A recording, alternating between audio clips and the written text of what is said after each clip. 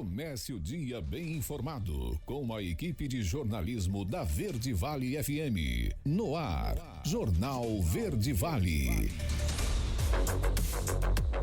6h38. Olá, muito bom dia para você. Terça-feira, 3 de dezembro do ano de 2024. Estamos começando pela Verde Vale FM, uma emissora do Sistema Verde Vale de Comunicação, mais uma edição do Jornal Verde Vale. Comigo aqui na bancada, Daliana Oliveira. Muito bom dia. Muito bom dia para você, Wesley. Um ótimo dia para você também que acompanha o Jornal Verde Vale dessa terça-feira. Agora você confere os destaques das últimas 24 horas. Jornal Verde Vale.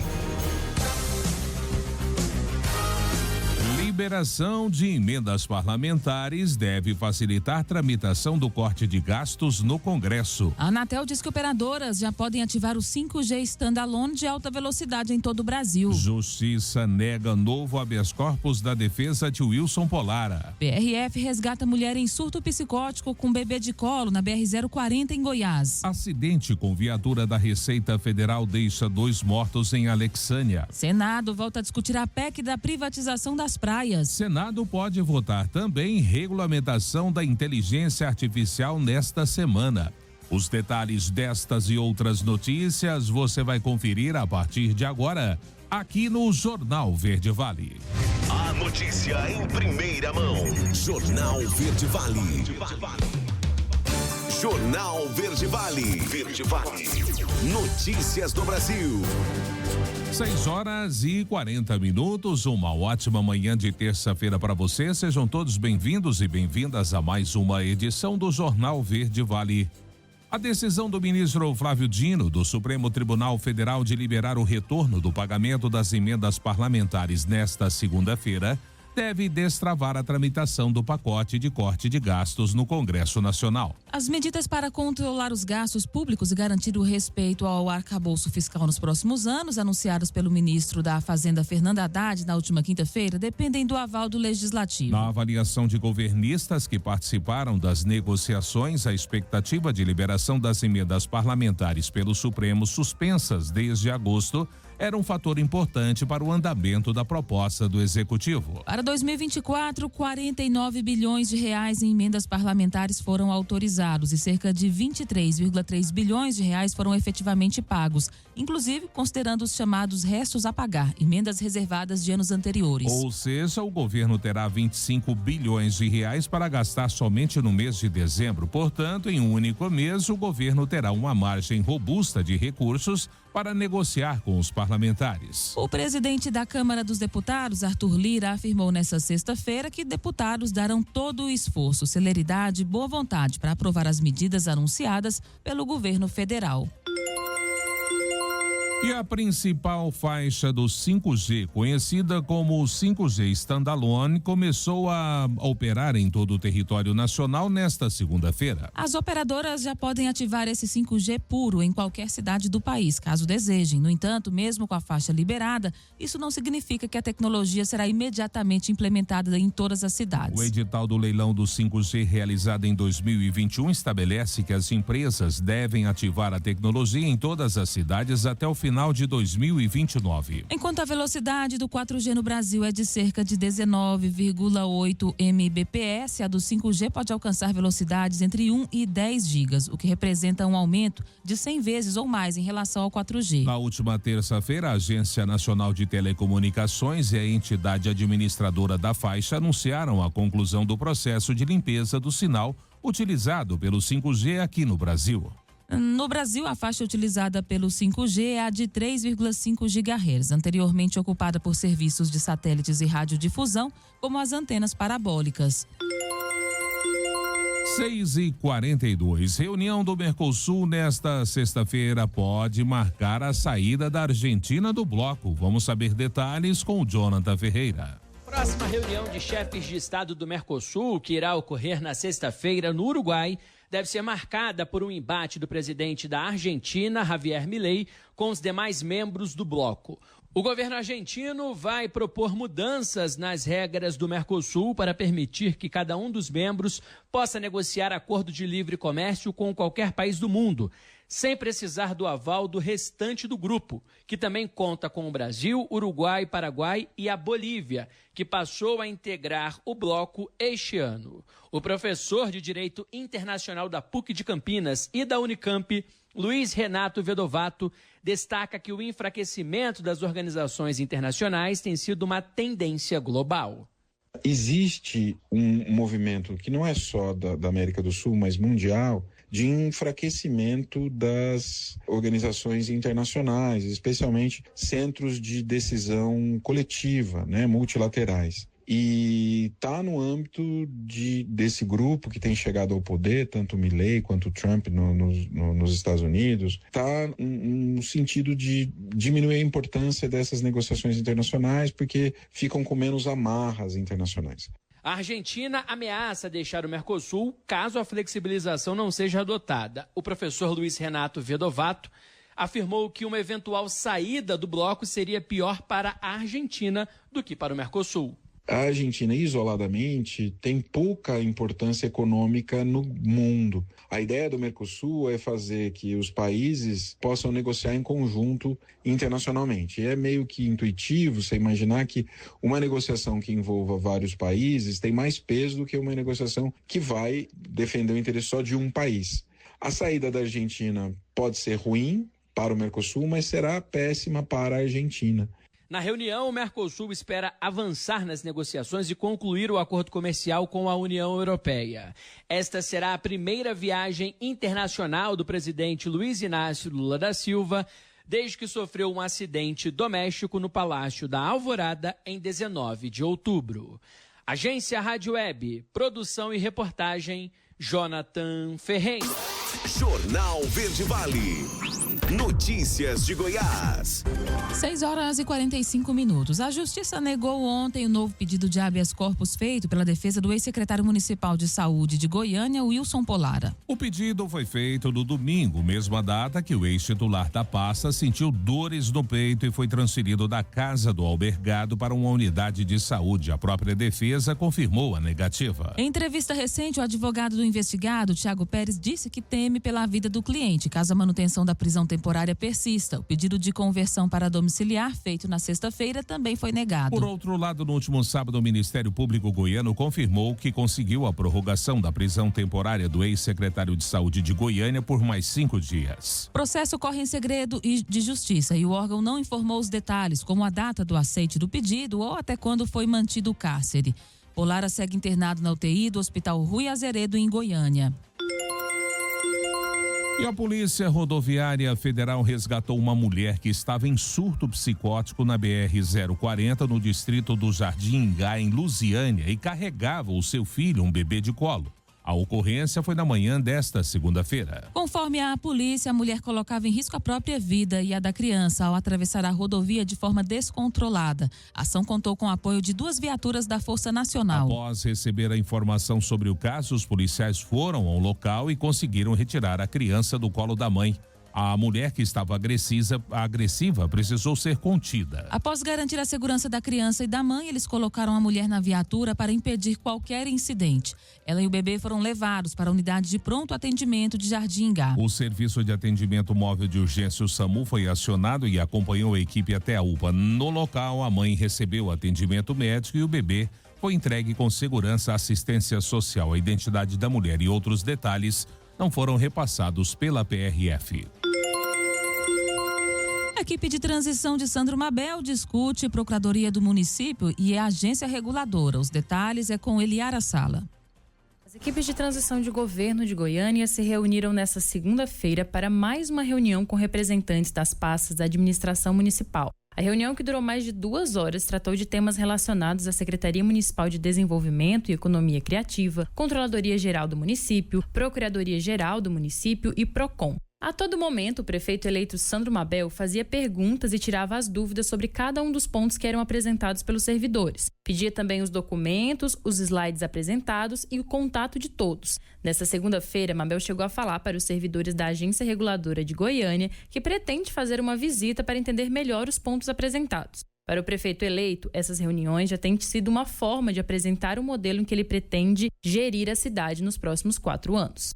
Mudou o gerente, então a minha especialidade é essa, eu sou gestor.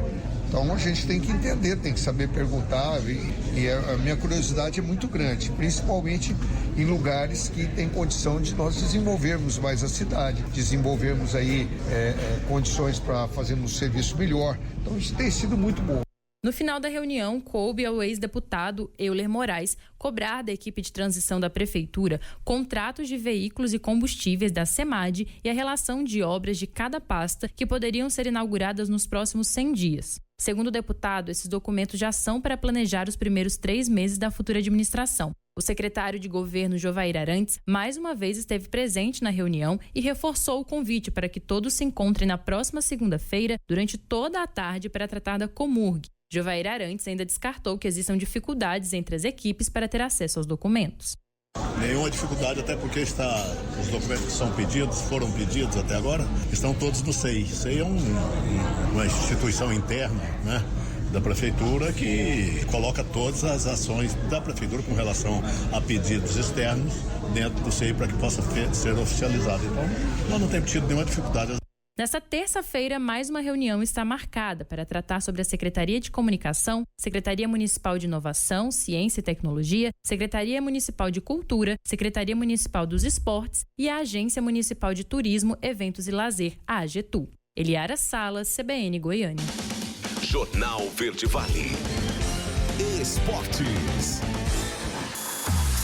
6h49 agora, e o Cruzeiro protestou contra a decisão da CBF de determinar portões fechados para o jogo contra o Palmeiras. Segundo o clube mineiro, a medida penaliza o clube devido a um episódio não motivado por torcedores do clube. A Raposa espera uma reviravolta no caso há pouco mais de 48 horas da partida, marcada para quarta-feira no Mineirão, às 21h30. Pelo prazo estabelecido na Lei Geral do Esporte, o Cruzeiro precisaria abrir a venda de ingressos até às 21h30, horário de Brasília, desta segunda-feira, para cumprir o que está previsto no texto. O Palmeiras também já se posicionou sobre o caso e protestou contra o jogo de portões fechados. O Cruzeiro disse que espera que as autoridades consigam reverter o cenário e permitam, pelo menos, a presença dos torcedores cruzeirenses.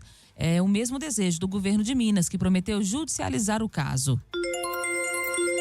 E agora é oficial, Marcelo não é mais jogador do Fluminense. A rescisão do lateral foi regularizada nesta segunda-feira no boletim informativo diário BID da Confederação Brasileira de Futebol. O anúncio do fim do vínculo entre as partes foi anunciado há um mês, em 2 de novembro. O estopim para a rescisão foi um desentendimento público de Marcelo com Mano Menezes. O lateral se preparava para entrar em campo contra o Grêmio quando se queixou do toque do técnico em seu braço, alegando que Mano queria fazer média com a torcida tricolor.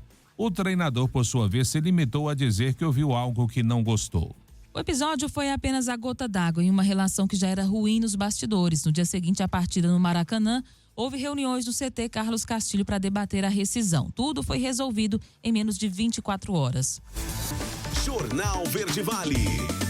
Agronegócios. E a segunda-feira chegou ao seu final com os preços futuros do milho contabilizando movimentações positivas na Bolsa Brasileira. As principais cotações flutuaram na faixa entre R$ 68,39 e R$ 72,54. De acordo com a análise da Agrinvest, o dólar segue se fortalecendo no câmbio brasileiro, que impulsiona os futuros do milho na Bolsa Brasileira. O consultor de mercado da Brandalize Consult, Vlamir Brandalize, também destacou a recuperação das cotações na Bolsa Brasileira, impulsionadas pela elevação do dólar ante ao real nos últimos dias. Na opinião do consultor, os próximos dias ainda podem trazer mais movimentos de alta para o cereal na Bolsa Brasileira. É possível que os próximos dias vá até R$ 73, porque o dólar veio acima de R$ 6 e veio com fôlego. Isso vai dar lastro para a Bolsa Brasileira se firmar talvez um pouco mais. Ainda nesta segunda, o CPEA divulgou a sua nota semanal apontando que no mercado interno brasileiro os preços do milho seguiram enfraquecidos na última semana. Notícia em primeira mão. Jornal Verde Vale. Agora, na Verde Vale, os comentários de Alexandre Garcia. Bom dia. Houve um escândalo muito grande por parte da imprensa antiga, chamada autodenominada de progressista, que na verdade é o contrário, de uma PEC aprovada na Comissão de Constituição e Justiça, pondo na Constituição a questão do aborto.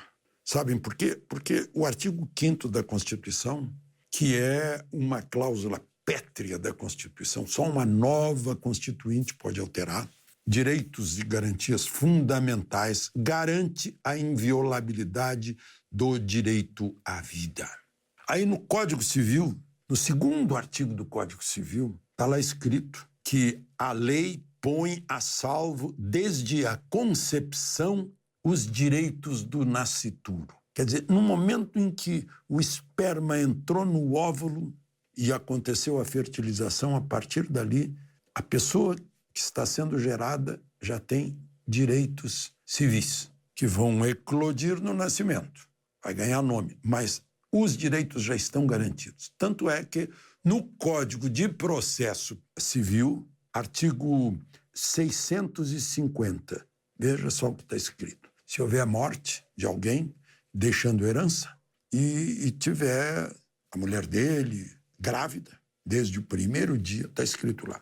Se um dos interessados for nascituro, ou seja, aquele que vai nascer, o quinhão que lhe caberá será reservado em poder do inventariante até o seu nascimento.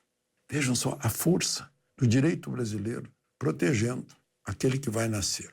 E aí o Conselho Federal de Medicina recomenda que, no caso de gravidez gerada por estupro, o médico não vá fazer aborto depois da 22ª semana, que o bebê já tem condições de nascer. Não é o caso de anencefalia, não é o caso de perigo de vida da mãe. É o caso de estupro, que muitas vezes é apenas uma alegação para justificar o aborto. Estupro, qual foi a violência? Não, estava na casa do namorado. Não houve violência, dormiram juntos, né? Muitas vezes alega-se isso. E aí entra o Supremo. Isso é um assunto para ser tratado pelos representantes do povo brasileiro e não por quem não recebeu a procuração para fazer leis. A origem do poder é o povo. O povo é a origem do poder. É princípio básico da democracia e está escrito na Constituição brasileira. É um parágrafo do 1º artigo. Então, o único poder que pode fazer leis é o poder legislativo. É o único. Por poder recebido do povo. Aí eu vejo isso. Vejo o Supremo tratando também de redes sociais. Ora, o Congresso já fez uma lei básica das redes sociais. O marco básico da digital, do mundo digital. Fez em 2014 e não sente necessidade de fazer mais nada porque já está regulamentado, já se impôs lei ao mundo digital. Se houver calúnia, se houver difamação, se houver injúria, está no Código Penal há muito tempo. Quiserem mudar isso, pôr penas mais agravantes, mais pesadas, que se faça isso, se acham que tem pouca pena para isso. Né? Assim como a Constituição garante a indenização por danos morais. Mas o Supremo quer porque quer. O ministro Barroso chegou a dizer, já que o Congresso não legislou e a gente deu tempo para legislar, nós vamos tocar no assunto. Como assim? Quem manda no Congresso é o povo, é o eleitor, é o mandante. O mandante, por isso que eles são mandatários. O povo é o mandante. Eu não sei, eu acho que está faltando uma cartilha de moral e cívica para se entender como funciona uma democracia, que tem que ter devido processo legal, juiz natural, amplo direito de defesa, poderes do Ministério Público sobre o inquérito, sobre o processo, são essas coisas. Bom, eu queria registrar também, né? A família Mantovani, o ministro Toffoli extinguiu a punibilidade dizendo que confessaram os crimes praticados. Eles pediram desculpas. Agora já viraram criminosos, mas extinguiu-se o processo tal como o presidente do primeiro inquérito fez, né? Encerrou o processo dizendo não há o que incriminar. A polícia italiana me diz a mesma coisa. Foi uma entreverozinho leve entre o povo e uma autoridade num aeroporto estrangeiro. Ficou uma coisa assim, qual é a jurisdição italiana de algo cometido na Itália, né? E eles não tinham nenhuma prerrogativa de ir para Supremo também, era a primeira instância, então estava tudo estranho, como a gente vê as coisas estranhas em tempos de hoje. Só não é estranho que, devido às contas públicas, que vão muito bem, segundo a propaganda do governo e os propagandistas do governo na mídia, mas o dólar passou de 6 e a Bolsa afunda e a expectativa é de alta de juros e de inflação e de dívida pública. De Brasília, Alexandre Garcia. Você ouviu os comentários de Alexandre Garcia. Oferecimento Ouro Peças, peças agrícolas em geral, cardãs, cruzetas, embreagem, giro livre, correias, rolamentos, correntes, ferramentas elétricas e manuais e equipamentos de proteção em geral. Ouro Peças, Avenida Antônio Carlos Paniago, número 18, fone 64-3661-1333. Ouro Peças, aqui tem qualidade. 6h59, primeiro intervalo do Jornal Verde Vale desta terça-feira. No próximo bloco, acidente com viatura da Receita Federal deixa 2 mortos em Alexânia. Senado volta a discutir a PEC da privatização das praias. E o Senado também pode votar a regulamentação da inteligência artificial ainda esta semana. Os detalhes destas e outras notícias você vai saber já. Logo após o intervalo comercial, não saia daí. Jornal Verde Vale. Jornal Verde Vale. Verde Vale. Notícias do Brasil. 7h07. A Polícia Civil acredita que a quadrilha investigada por ter roubado dados pessoais de 120 milhões de brasileiros vendia essas informações para organizações criminosas por valores entre 10 e 30 centavos. Segundo o delegado responsável pela investigação, Everson Contelli, da Delegacia Seccional de Fernandópolis, no interior de São Paulo, o preço da venda é definido a partir do resultado de uma mineração de dados, uma prática dos suspeitos de acumular vários bancos de dados. Ao todo, a polícia acredita que 120 milhões de brasileiros estão com os dados pessoais nas mãos do crime organizado. Na última quinta-feira, agentes da Seccional de Fernandópolis cumpriram 9 mandados de busca e apreensão na capital paulista, Campinas, Praia Grande, Bauru, Taubaté, Londrina e Uraí, as 2 últimas no Paraná. Não há informações sobre presos até o momento. A investigação contra o grupo criminoso, chamada de Operação Tatu Canastra, já dura um ano e aponta pessoas que atuam em órgãos públicos, como tribunais da Justiça e prefeituras. Também tiveram as suas informações pessoais obtidas pelas organizações criminosas. E o secretário executivo do Ministério da Fazenda, Dário Durigan, afirmou nesta segunda-feira que a agenda que tratará da isenção do imposto de renda ficará para o ano que vem. Segundo ele, o foco para este ano estará na revisão dos gastos públicos. A agenda do imposto de renda vem no ano que vem. Esse ano a gente precisa focar na agenda da despesa, confirmou Durigan no 2º Fórum Político da XP Investimentos em São Paulo. Esse ano o foco todo é fazer a revisão do gasto, acrescentando que é um compromisso muito sério dos presidentes da Câmara dos Deputados e do Senado, Arthur Lira e Rodrigo Pacheco, para avançar com a pauta. Segundo ele, é inegociável para o Ministério da Fazenda discutir a isenção do imposto de renda para quem recebe R$5 mil por mês, sem compensação. Embora tenha dito isso, ele frisou que não é um debate para agora. 7h09. Senado volta a discutir a PEC da privatização das praias. Vamos saber dos detalhes com Alain Barbosa. Pauta da Comissão de Constituição e Justiça do Senado, a discussão nesta quarta-feira da proposta de emenda à Constituição que possibilita a privatização das praias brasileiras. A justificativa da proposta é resolver conflitos envolvendo a União e os ocupantes de terrenos de marinha, ou seja, das áreas delimitadas a partir da linha da maré alta até 33 metros para o interior do continente. No entanto, críticos ao projeto apontam que a medida beneficia apenas a especulação imobiliária e a empreendimentos turísticos, com impactos negativos alternativos à população que utiliza as praias como um espaço de lazer e como fonte de subsistência. É o que avalia a secretária executiva da plataforma colaborativa Painel Mar, Carolina Cardoso. Então a gente tem alguns exemplos práticos de privatização de praias que já acontecem, né, no litoral do Brasil, como por exemplo tem o condomínio de luxo em Laranjeiras, no estado do Rio de Janeiro, né, com um local que possui muros que cercam a praia e torna de difícil acesso ao público.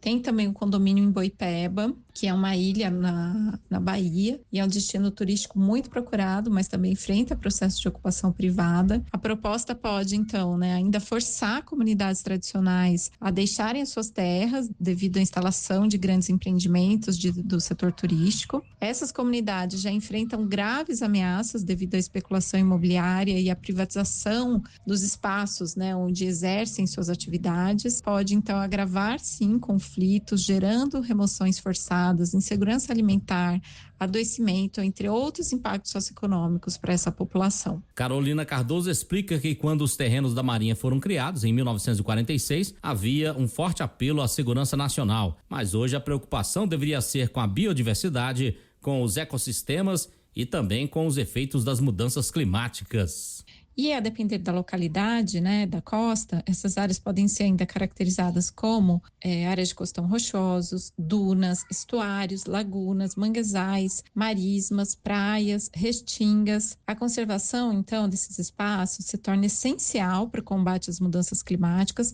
e funciona como uma garantia para a mitigação e adaptação aos eventos climáticos extremos. Uma vez que essas zonas que ainda não estão ocupadas, além de preservar áreas ambientais estratégicas, podem amortecer as consequências indesejáveis, né, do aumento do nível do mar, da erosão costeira, das tempestades. A PEC das praias, se aprovada, deve facilitar a transferência de áreas ocupadas para mãos de entidades privadas, estados e municípios. A preocupação permanece mesmo com as emendas apresentadas pelo senador relator da PEC, Flávio Bolsonaro, do PL do Rio de Janeiro. Entre as quais a que define que as praias são bens públicos de uso comum do povo, sendo assegurado sempre o livre e franco acesso a elas. Agência Rádio Web de Brasília, Alain Barbosa.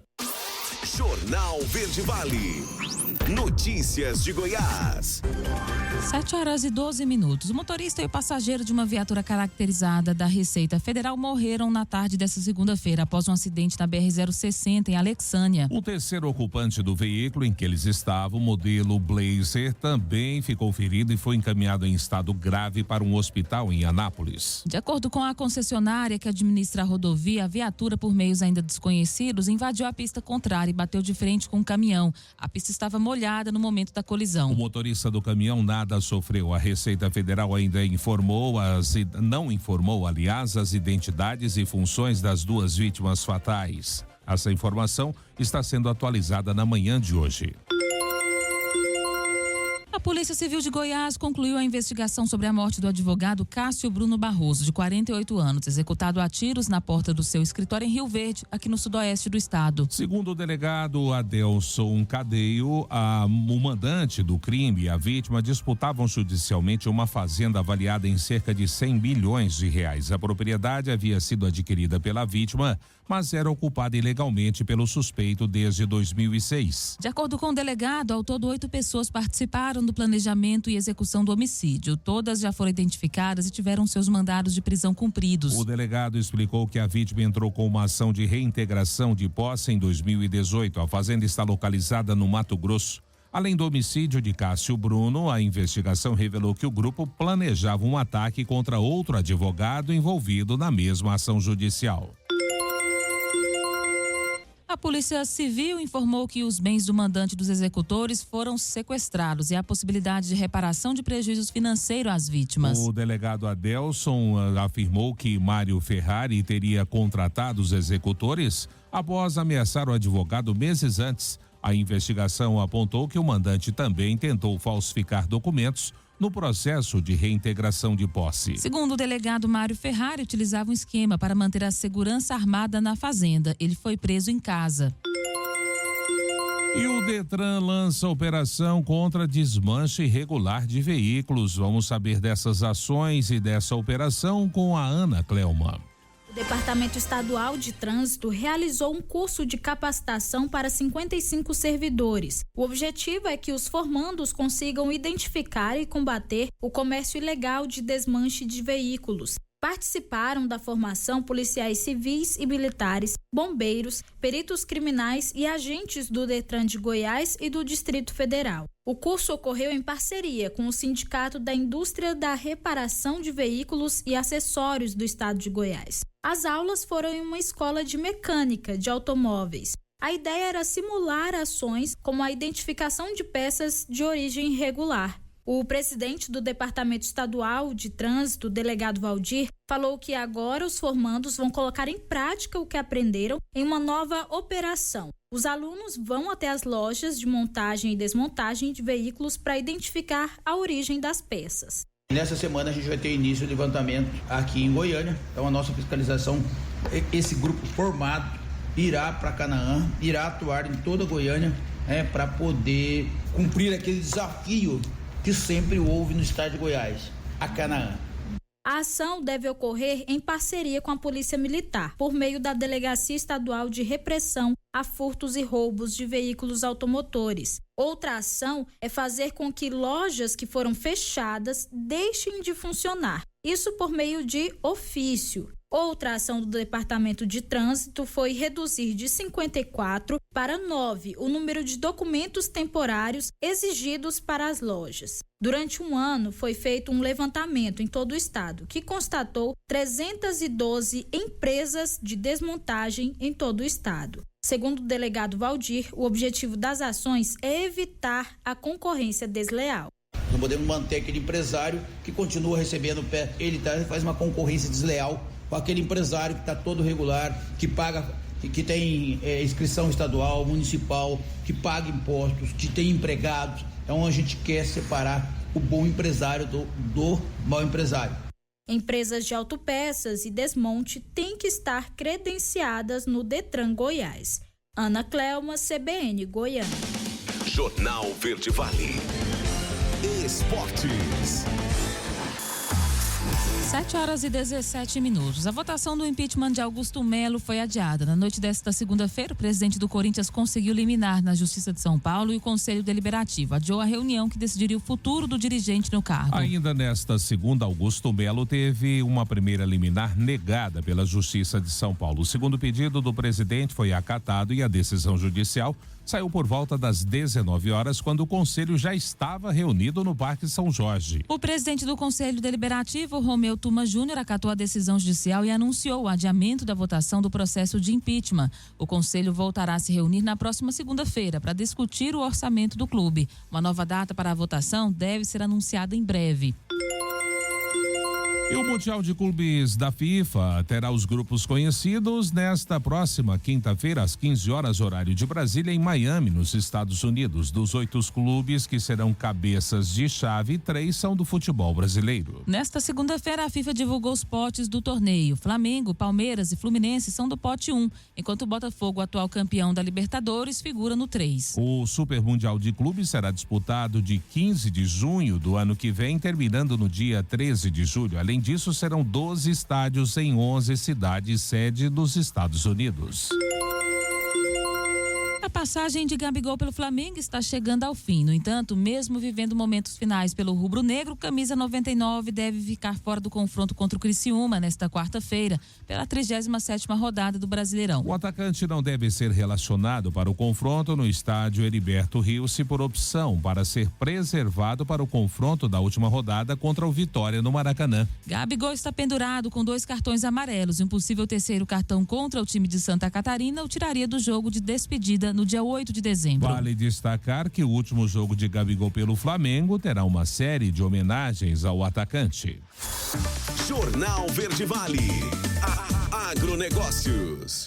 7h19. A área estimada para a safra 24-25 de soja estava 91% plantada no Brasil até a quinta-feira, contra 86% uma semana antes e 85% no mesmo período do ano passado, de acordo com um levantamento da AgRural.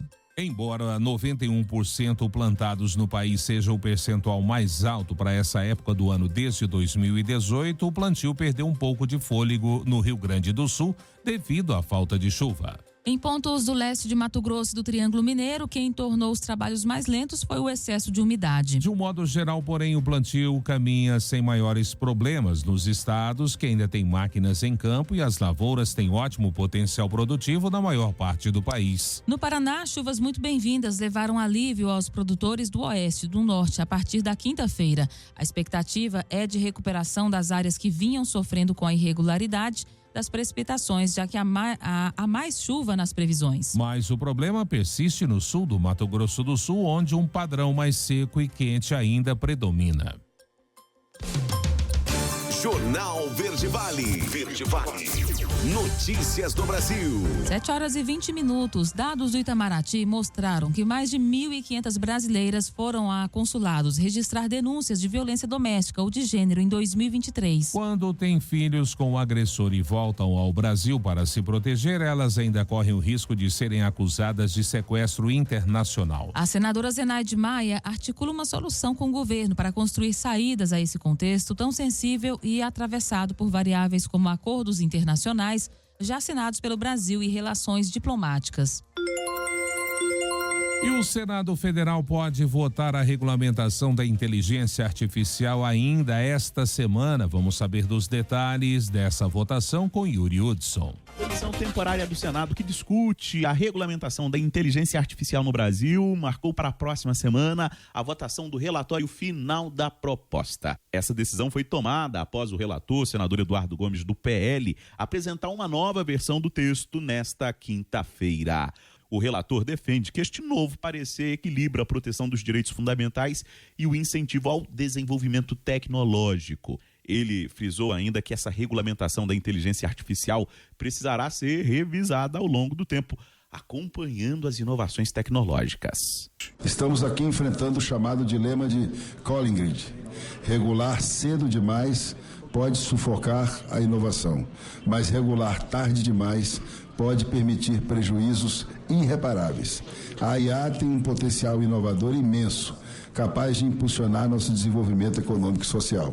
No entanto, também reconhecemos o seu potencial de causar prejuízos em igual escala. Entre as novidades do relatório estão, por exemplo, a inclusão de exceções à lei, permitindo o uso da tecnologia para fins pessoais e em atividades de teste e desenvolvimento. O relator ainda reforça a proteção aos direitos autorais, à propriedade intelectual e ao segredo comercial e industrial na proposta.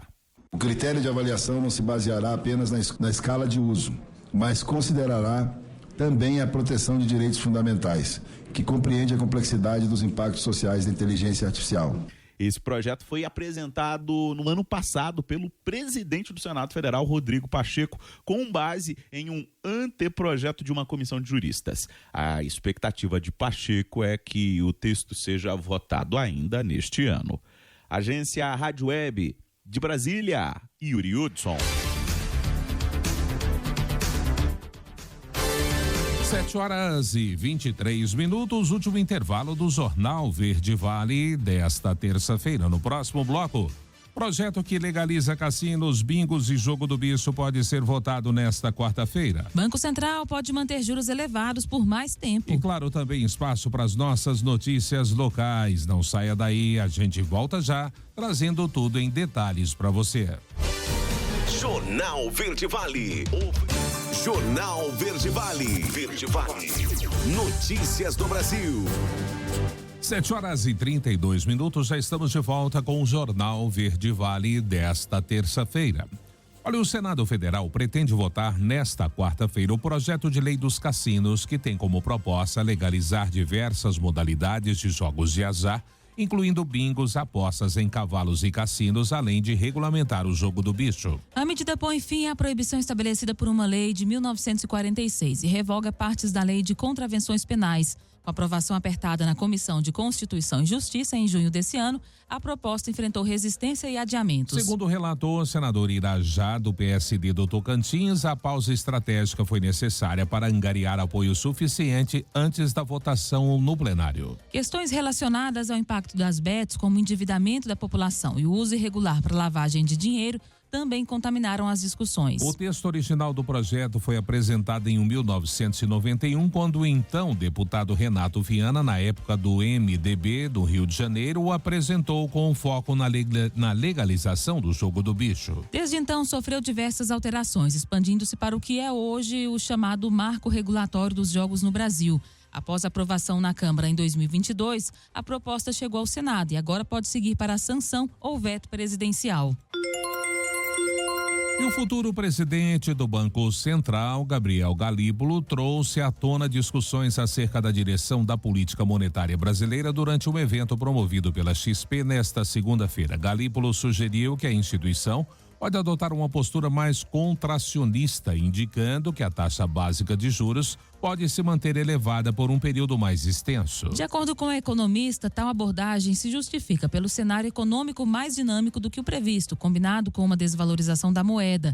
Galípolo, entretanto, não ofereceu previsões claras sobre as decisões futuras do Comitê de Política Monetária. Em geral, essa estratégia é adotada para frear a inflação e controlar o consumo excessivo. Quando a Selic está alta, o crédito fica mais caro, reduzindo o consumo e potencialmente desacelerando o crescimento econômico. No caso do Brasil, a decisão de elevar a Selic para 11,25% na última reunião do Copom reflete a tentativa do banco de equilibrar os desafios econômicos atuais. Tal medida pode impactar desde financiamento para empresas e aquisições até o mercado imobiliário, influenciando diretamente o cotidiano dos cidadãos.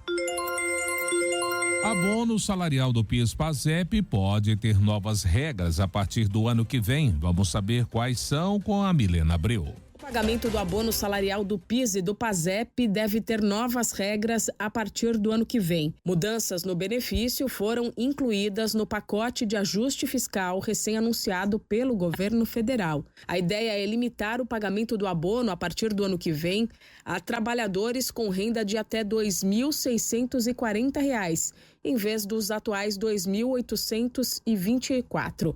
Esse valor passa a ser reajustado pela inflação ano após ano, até chegar a um valor equivalente a um salário mínimo e meio, ficando fixo nesse patamar a partir de então. Mas lembrando que todos os anos o salário mínimo é ajustado pela inflação e pelo crescimento do PIB. Este ano, 24.874.071 trabalhadores receberam o PIS/PASEP. O valor variou de R$ 118 a R$ 1.412, de acordo com a quantidade de meses trabalhados durante o ano base de 2022. Atualmente, para ter direito ao abono, além do rendimento médio mensal de até 2 salários mínimos, ou R$ 2.824, é preciso estar cadastrado no programa PIS/PASEP há pelo menos 5 anos. Empregados domésticos e trabalhadores rurais ou urbanos empregados por pessoa física não têm direito ao benefício. Da Rádio 2, Milena Abreu. Jornal Verde Vale. Notícias de Goiás. 7h36. A Secretaria de Estado do Meio Ambiente e Desenvolvimento Sustentável editou a portaria que prorroga o prazo para a submissão de planos de logística reversa no Sistema Estadual de Logística Reversa. O novo prazo, anteriormente estabelecido para 18 de novembro, foi alterado para 18 de dezembro deste ano. Os planos devem ser enviados por meio do site www.recicla.goias.gov.br. No plano de logística deve constar indicadores de resultados, dados de identificação dos responsáveis, plano de comunicação ambiental e também a definição de metas. Vale ressaltar que este será o segundo ciclo da logística reversa em Goiás e a meta mínima para o retorno das embalagens recicláveis em geral é de 30%. A logística reversa é uma política que estabelece que o próprio gerador do resíduo se responsabilize pelo retorno de parte dos produtos recicláveis colocados no mercado. A adesão é obrigatória, conforme determina o decreto estadual número 10.255 de 2023. E em mais um capítulo da crise na saúde em Goiânia, a falta de medicamentos tem afetado atendimentos médicos em postos da capital. Além disso, unidades de saúde estão sendo prejudicados pela falta de profissionais. O Ministério Público do Estado de Goiás enviou um ofício à Prefeitura para que o problema seja resolvido com urgência. O assunto foi tratado em reunião realizada pelo MP goiano com a presença de representantes da saúde estadual e municipal. Diante da gravidade da situação, o órgão solicitou providências para a aquisição de todos os medicamentos que estão em falta. O documento foi encaminhado ao prefeito Rogério Cruz, à secretária municipal da Saúde, Sinara Matias Costa, e ao procurador-geral, Dr. José Carlos Ribeiro Isse. E mais de 1.600 crianças e adolescentes ficam órfãos anualmente em Goiás, é o que aponta um levantamento. Vamos saber dessa triste constatação com a Eliara Sala. Mais de 1.600 crianças e adolescentes com 17 anos perdem pelo menos um dos pais a cada ano em Goiás, conforme o levantamento inédito realizado pelos cartórios de registro civil. Em 2021, a Covid-19 foi responsável por ao menos 1/3 desses casos, resultando em 654 órfãos de um total de 1.827 registrados no estado. O levantamento do período entre 2021 e 2024 foi possível com o cruzamento de dados dos CPFs dos pais presentes nos registros de óbitos com os registros de nascimento dos filhos. Até metade de 2019, a inclusão do CPF dos pais no registro de nascimento não era obrigatória, o que dificultava a coleta dessas informações. De acordo com a Associação dos Registros de Pessoas Naturais do Estado de Goiás, em 2021 foram registrados 1.827 órfãos. Em 2022, o número caiu para 1.480. Já em 2023, houve um aumento para 1.621. Até outubro de 2024, o número já chega a 1.625, ultrapassando o total registrado no mesmo período do ano anterior. Os casos em que crianças perderam os dois pais também variaram ao longo dos anos. Em 2021 foram 41 registros, enquanto em 2022 contabilizou 38 casos. Em 2023 o número foi de 32 e até outubro de 2024 já são 45 crianças nessa condição. Eliara Salas, CBN Goiânia.